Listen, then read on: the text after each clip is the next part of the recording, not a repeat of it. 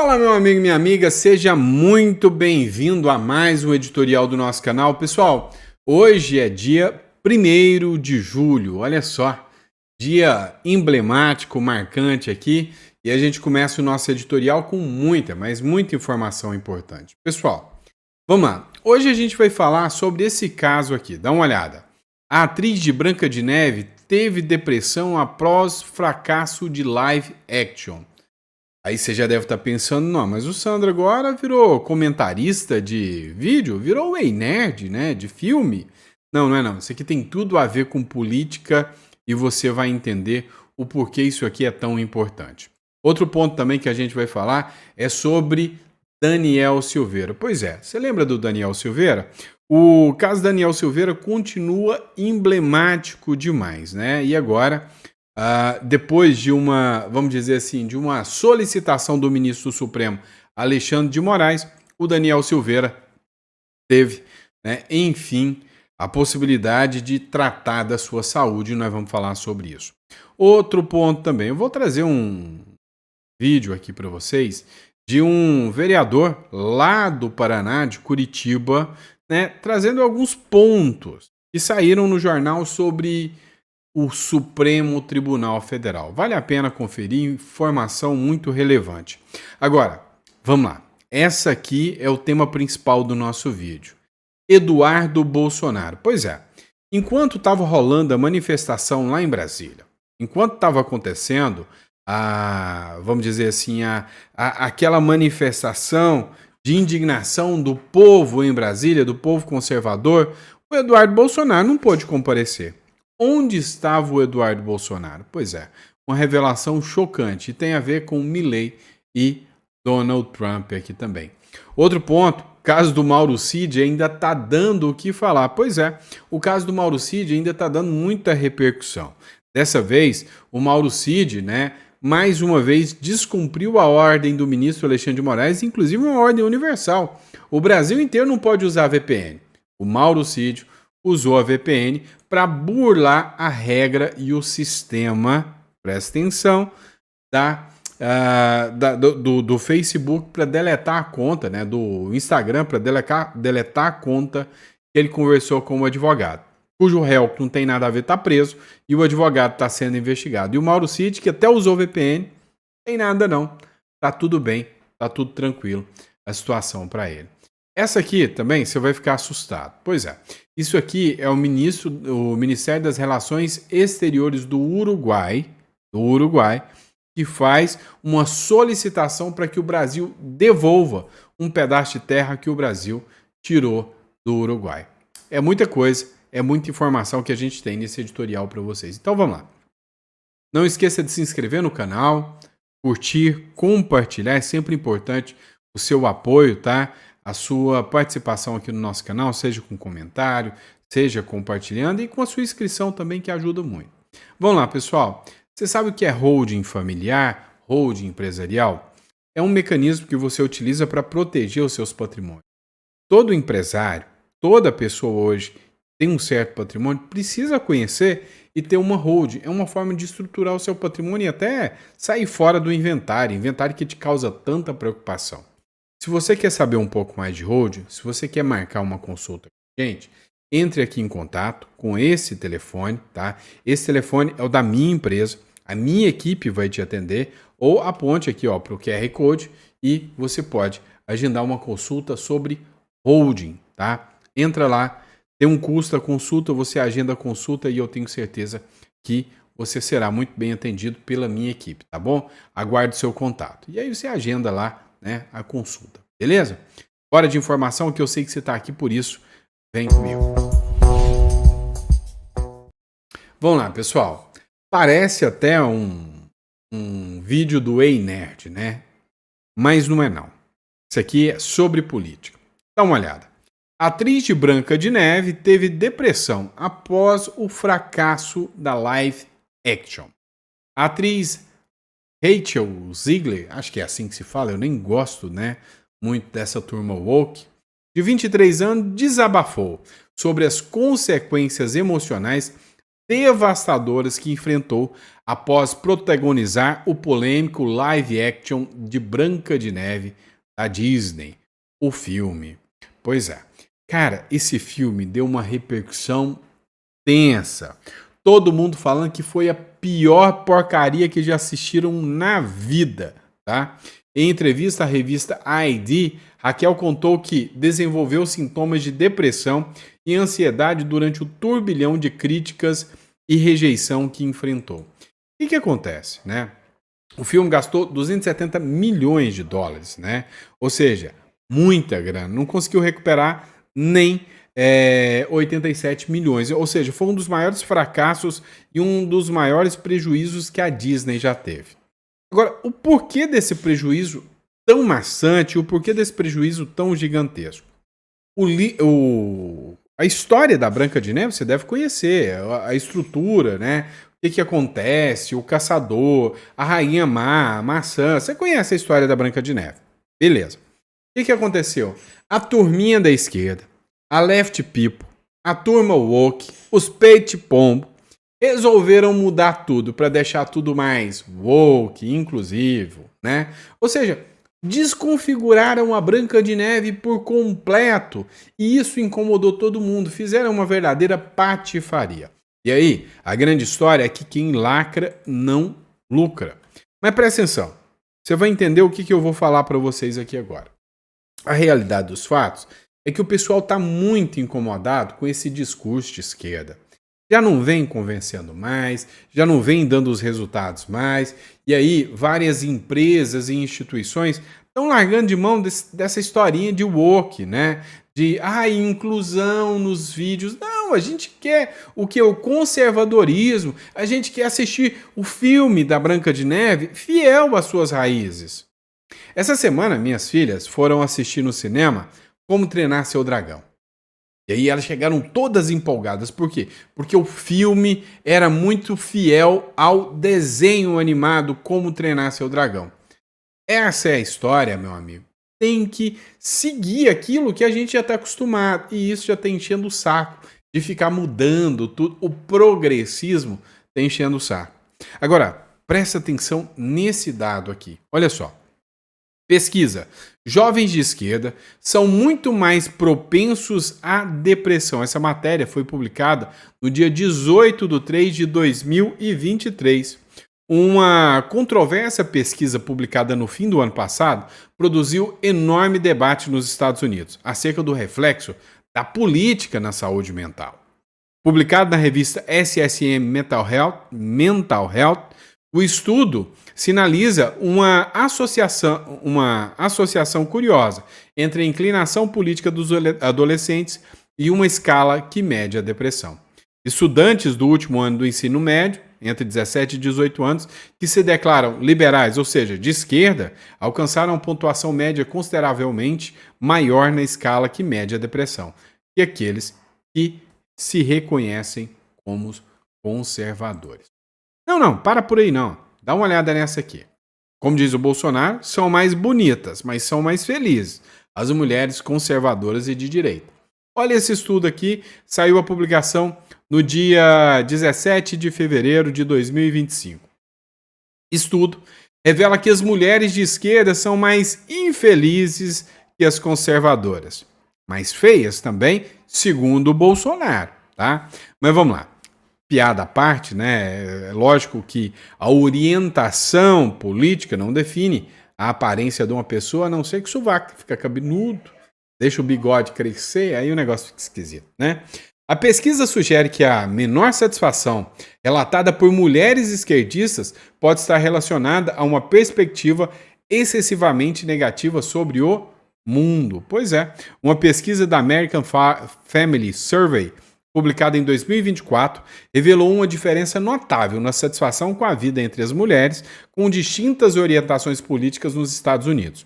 O estudo revelou que as mulheres conservadoras relatam níveis mais altos de felicidade e realização pessoal. Em contrapartida, aquelas que possuem uma visão política alinhada à esquerda demonstram menor satisfação. Vamos começar pelo marido, né?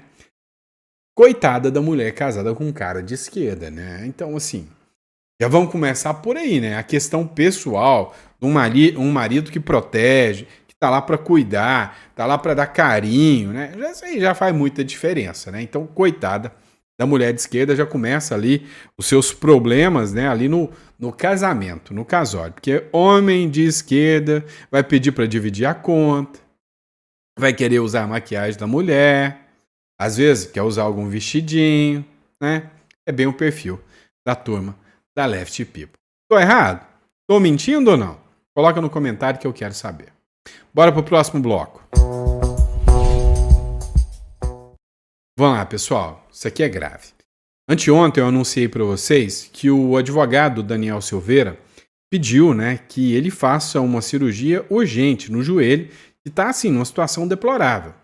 Mesmo com o advogado juntando todos os documentos e laudos necessários, não é que o Alexandre de Moraes pediu um novo laudo. Pois é, confere aqui comigo. Médico envia laudo a Moraes e indica cirurgia para Daniel Silveira.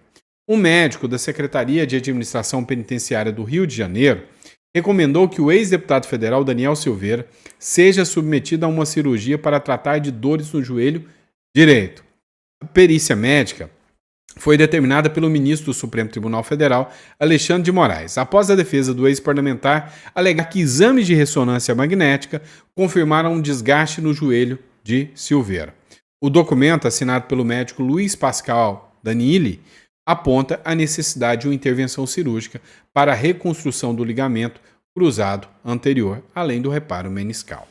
Olha só, a situação do Daniel Silveira vai entrar para a história ainda do Brasil, vocês sabem disso, né?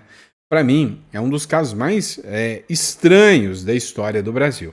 É um dos casos, assim, mais, podemos dizer, até absurdos, né, da história do Brasil, no que tange ao posicionamento político, né, e a atuação dos ministros da Suprema Corte.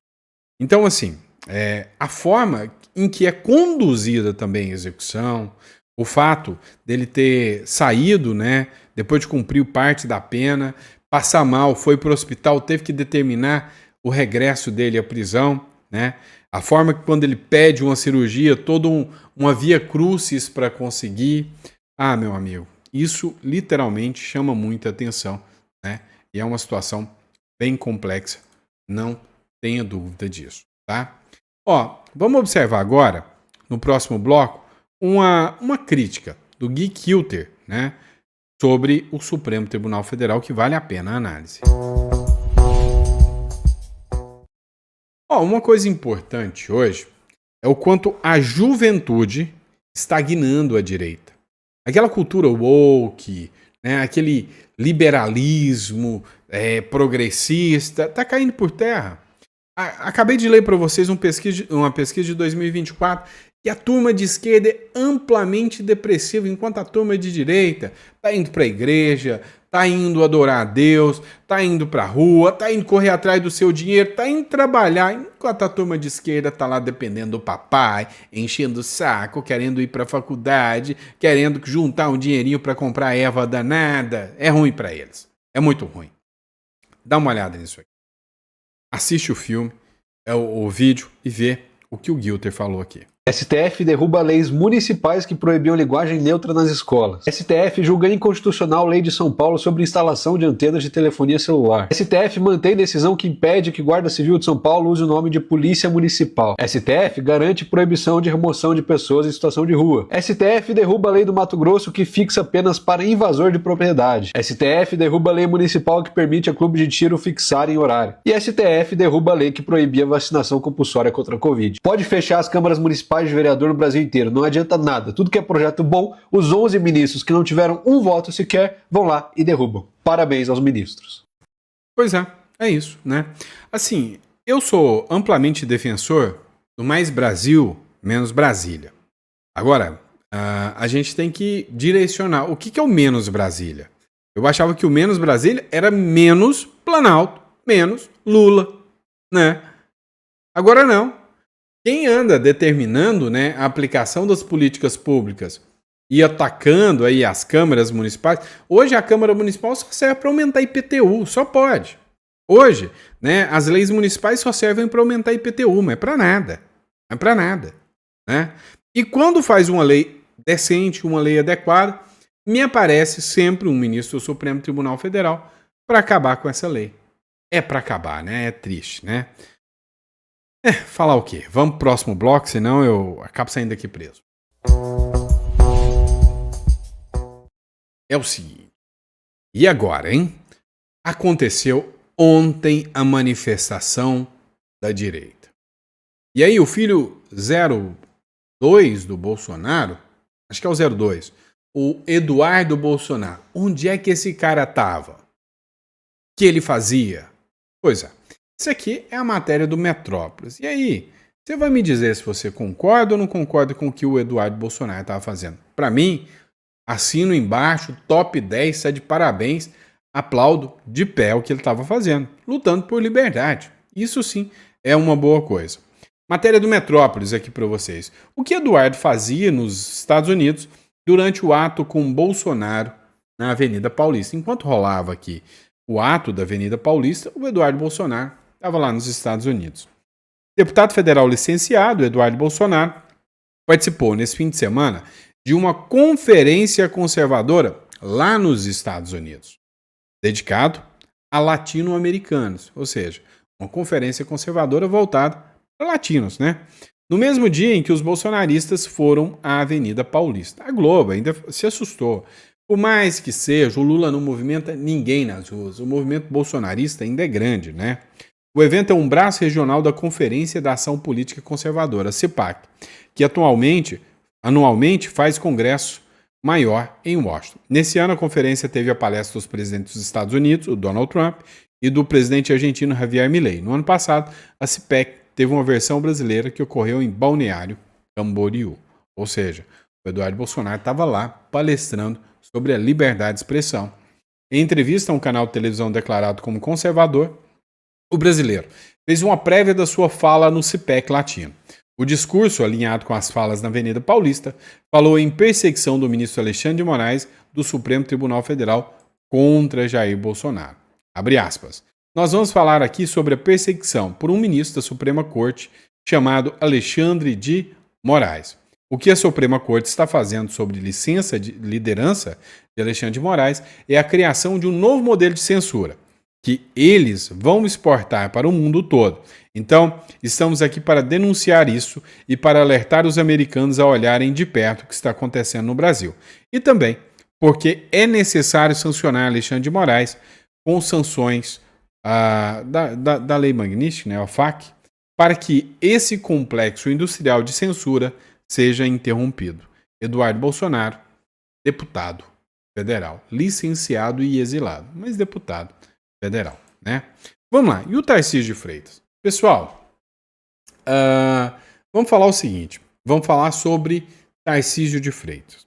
Teve um vídeo aqui, tá, da Alessandra Gonçalves, e nesse vídeo ela falou sobre uma lei sancionada pelo Tarcísio de Freitas sobre abuso contra mulheres.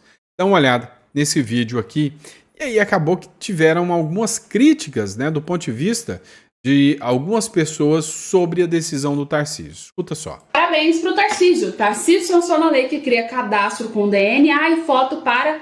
aqui. Mas Alessandra, já foi sancionado a lei nacional, né? A lei do Lula, pelo Lula, que sancionou, que foi uma dificuldade extremamente grande. Tá bom, mas calma. A que o Tarcísio fez foi específico para São Paulo. Muita coisa interessante. Pessoas condenadas por tananã, ainda que já tenham cumprido pena, terão informações pessoais, como impressão digital, DNA, armazenados no cadastro especial pela Secretaria de Segurança Pública de São Paulo. Sim, como você já deve ter imaginado, foi inspirado sim na lei sancionada pelo governo Lula. Quer dizer, para ser sancionada foi um reviravolta, foi muito away. Escuta aqui, dá ao poder da Secretaria controlar o acesso a dados pessoais, fotos, características físicas, impressões digitais e materiais genéticos das pessoas em sua transitada julgada nos crimes de tananã aqui, Ou seja, dá mais poder, facilita muito mais para que, no caso da Secretaria, até mesmo se essa pessoa voltar a cometer esses atos, ela seja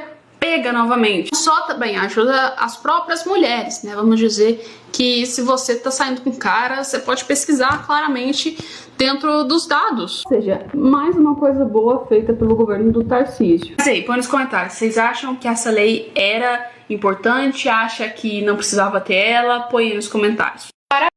Vamos lá, pessoal. O que aconteceu? O Tarcísio de Freitas implementou uma lei, né, com cadastro de abusadores. Essa lei, né, criou um rebuliço. Tem muita gente, inclusive de direita, falando: ah, mas hoje as mulheres fazem denúncias falsas. Olha o caso X do Neymar, olha tal caso. E as denúncias falsas que as mulheres se aproveitam. Ó, essa lei do Tarcísio trata-se de uma lei que tem o cadastro de pessoas condenadas, já com trânsito e julgado. Vai ficar o cadastro, né, das pessoas, dos abusadores lá. E eu acho que é uma ótima lei. Uma lei, né, bem relevante e pertinente por parte do Tarcísio. E o que você acha? Coloca no comentário. Quero saber seu ponto de vista, tá bom? Vamos lá. Próxima matéria. Mauro Cid. Pois é, mais uma do Mauro Cid. Vamos analisar. É o seguinte. A defesa do Bolsonaro está acusando o Mauro Cid de usar o VPN para deletar o seu perfil. Pois é. Lembra que durante o Twitter excluído do Brasil, Moraes colocou uma multa de 50 mil para quem ousasse usar o VPN? Pois é, o Mauro Cid está usando o VPN nada mais, nada menos do que para retirar perfil e apagar provas. Sabe qual que é o lance legal disso aqui? O Mauro Cid está livre. O Marcelo Câmara não tinha nada a ver com isso, está preso. E o advogado está investigado. Olha isso.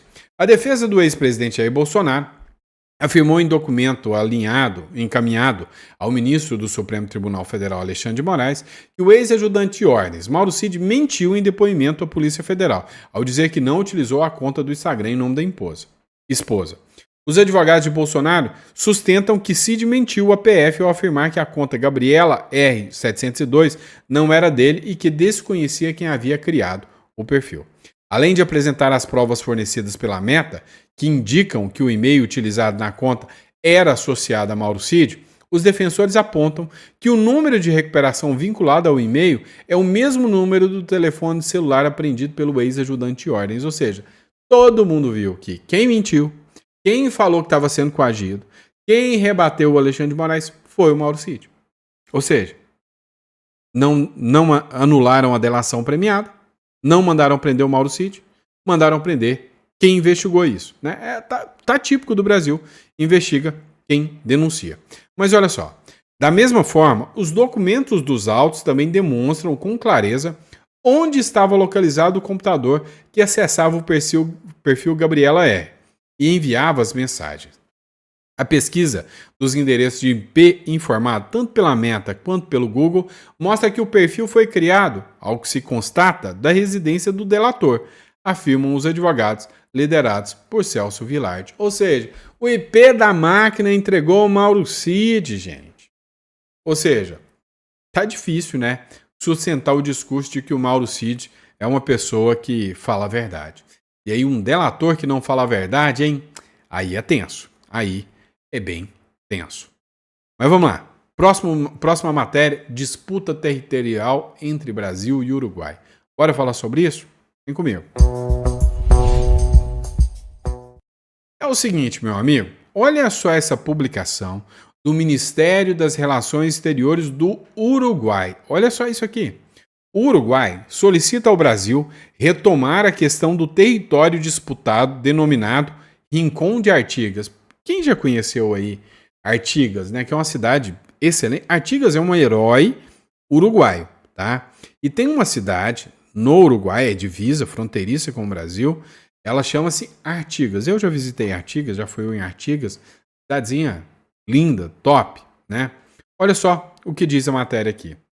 O Ministério das Relações Exteriores do Uruguai enviou hoje uma nota verbal ao Brasil, em que deixa expressa, né, a constatação de que a constituição do Parque Eólico Coxilha Negra, processo iniciado em 2021 e desconhecido pelo atual governo, não supõe reconhecer o exercício da soberania do Brasil sobre o território denominado Rincon de Artigas, contestado na nota verbal de 17 de agosto de 1988. Na mensagem, o Uruguai expressa seu desejo e angústia para que o marco da irmandade entre ambos os povos e com o espírito de equidade e justiça que há inspirado, sempre em negociação e determinação de nossos limites fronteiriços e a construção de nossas fronteiras com espaços de comunidade, se possa retomar a um futuro próximo a questão do território mencionado, em âmbitos que convenha. Ou seja, ele argumenta aqui que o Brasil usurpou, surupiou, levou um pouquinho, né, do território do Uruguai, né?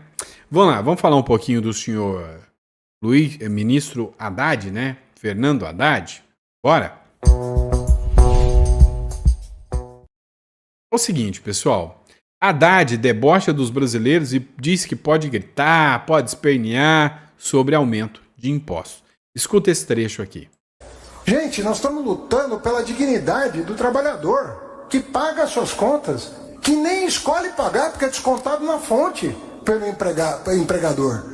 Então nós vamos continuar fazendo justiça social. Pode gritar, pode falar, vai chegar o momento de debater, mas nós temos que fazer justiça no Brasil. Nós não podemos nos intimidar na busca de justiça. Esse país é a 10ª maior economia do mundo. Está sempre entre as 10 maiores. Sobretudo quando o presidente Lula lidera o país, está sempre entre as 10 maiores. Sempre. Agora, a gente não tem o direito de esquecer que nós estamos entre as 10 piores no que diz respeito à distribuição de renda. Concordo literalmente, número, gênero e grau. Se isso era para ser um argumento vantajoso, só tira. Porque é um dos países que mais cobra impostos, é um dos países que menos devolve infraestrutura, estruturação. Você quer dar melhor condição de vida? Pensa se o pobre não precisar comprar remédio caro na farmácia, né? Se o governo tivesse a estrutura para fornecer, né? Ou seja, inventam, mas literalmente, né, dá uma estrutura adequada para o país, não dão mesmo. Então, assim, estão um pouco se lixando com o país. E vem com essa historinha para boi dormir. Sabe o que a gente queria mesmo? Alguém avisa pro Haddad aí? A gente queria um país seguro. Então, era ideal o governo Lula sair fora, entregar a gestão para um cara que pensa igual o Milei. Olha o trecho dessa matéria aqui do CNN 360 para vocês. Mostrou que a Argentina, nossos vecinos, é o país mais seguro da América do Sul para se viver em 2025.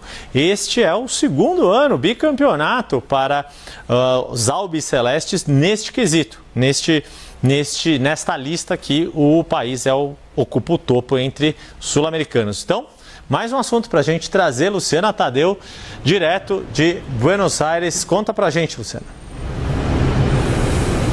Oi, Yuri, boa tarde novamente. Segundo esse índice, segundo o relatório dessa medição, a Argentina é o país mais pacífico da região e registrou uma melhora de 3,8% na paz no último ano. A Argentina é seguida nesse ranking pelo Uruguai, que fica em segundo lugar, Chile e Paraguai. E o Brasil aparece em 9º lugar entre os países da América do Sul. Yuri, segundo o relatório desse índice global da paz, os riscos à instabilidade política aqui na Argentina diminuíram, parecem contidos, já apesar das medidas de austeridade do presidente Javier Milei. Esse relatório destaca que acabaram não desencadeando protestos no nível que se esperava. Também fala que a melhora dos indicadores econômicos, incluindo a queda da inflação e do desemprego, ajudaram a limitar os riscos à estabilidade política aqui na Argentina e ressalta justamente essa questão da melhora econômica que ajudou a reduzir as consequências dos esforços de consolidação fiscal. Um ranking. Aprende, Haddad, antes de ficar falando abobrinha na internet. Aprende, tá?